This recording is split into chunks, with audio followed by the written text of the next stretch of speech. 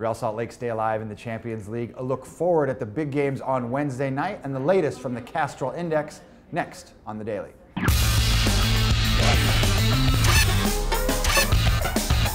Hey everybody, welcome to another edition of The Daily here with Greg Lawless. I'm Nick Fershaw. We're going to start out with a look back at CONCACAF Champions League action from Tuesday night. Real Salt Lake back in the tournament for the first time since that 2011 final appearance against Monterrey. And Greg, their backs were really against the wall in this second game in the group stage up against Tauro FC from Panama at Rio Tinto Stadium. Tauro is a team that's given FC Dallas some trouble in the past. RSL able to get this one. Yeah, and actually Tauro gave RSL some trouble in this one, especially early on. They basically went into a shell in the first half of this game. It was like they were trying to kill off the game right from the first minute.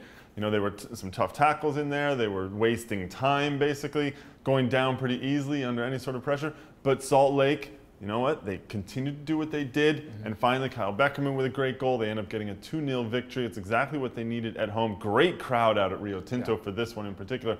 Kyle Beckerman really was the centerpiece of this match in many different ways. First of all, he gets the goal. He was the driving force for them, but he also gets a red card in the 72nd minute, so he'll miss their next game when they go down to Tauro. Well, that game's September 18th down there in Panama. Meanwhile, there's another game on Wednesday night in the Champions League. The Houston Dynamo are back in the tournament after a long absence. Dominic Kinnear has some great memories of this tournament. We'll see if we can get some more on Wednesday night. They're in El Salvador against FAS, 10 p.m. Eastern on Fox Soccer. Well, two games in the Eastern Conference on Wednesday night. We'll start with the Columbus Crew and Toronto FC, 7:30 p.m. Eastern on MLS Live out at Crew Stadium. This is the makeup game after the last time these guys were going to play was postponed after the passing of Kirk Urso. For the Columbus Crew, they need to start getting in gear, start putting some goals on the board. Can they do it against Toronto? Well, I think they probably can. This is an important game for Columbus, and Eddie Gavin is going to be the key for them in this one. He's been the key, really, I think, in this whole season. I think that now Federico Higuain coming in, he had a good game last time out, got an assist in his first 45 minutes for the Crew. He'll be important as well. But this is a Toronto team that I still believe in this Toronto team, as bad as they've been all season when you look at their results over the entire year. They have talent. They have weapons. Luis Silva, the rookie, has looked good. Ryan Johnson, he has looked good at times as well. And obviously, Torsten Frings continues to be very steady. It really is about the back for them. Can they hold steady in the back? Can they not capitulate when there's pressure on them? I actually think this is going to be a very tight, tough game for both teams.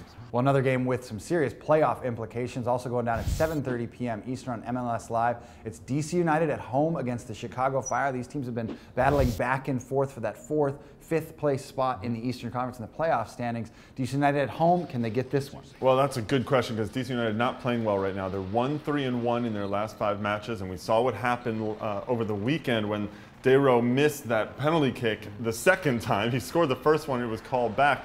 And then they had that goal that probably should have been a goal for Nick De Leon that was also called back.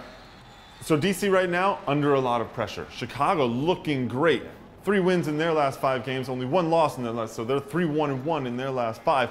And they look confident out there. They've got obviously all the speed up top. Sergio McDonald has looked very good since he's joined the team. And so I think that this is a game that Chicago should win. DC, if they don't get this win, they are under a lot of pressure because Montreal's right behind them. And lo and behold, they play Montreal this weekend. Yeah, games in hand for DC United against the Montreal Impact, but they will go at it on this weekend. As for Wednesday night's game, make sure you check out MLS Live for all the action.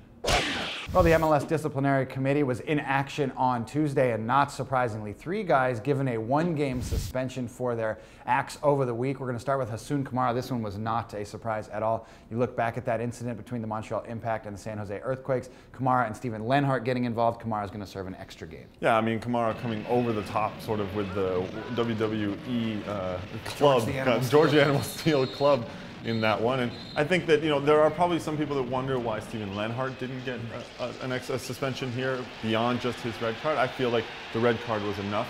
He was a little bit of the instigator, perhaps.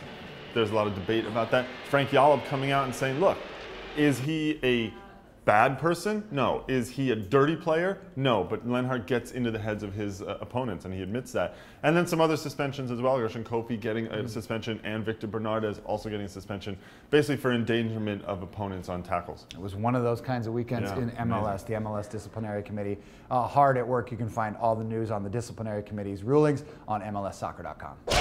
Well, the Castrol Index Weekly Top 20 is out. It came out on Tuesday on MLSsoccer.com, and one of the guys we've talked about here on the show already, Eddie Gavin from the Columbus Crew.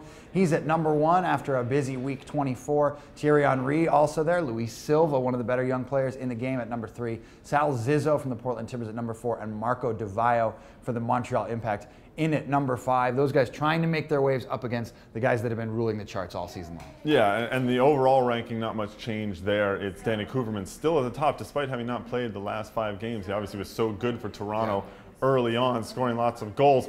Robbie Keane, Chris Wondolowski, Alan Gordon from San Jose is having a terrific season, and of course Thierry Henry. But I think if you look at the weekly top 20, interesting to see rookie Luis Silva up there at number 3 for his performances. Silva, one of the best young players in the league. Make sure you log on to MLSsoccer.com and you can vote right now for the 24 under 24 series. That's back after another year gone. We're glad to have it back here in September. But this time the fan voting counts for 10% of the final tally. We've seen Breck Shea win in the past. We've seen Freddie Montero. Who's going to be the best player under the age of 24? You can vote on MLSsoccer.com.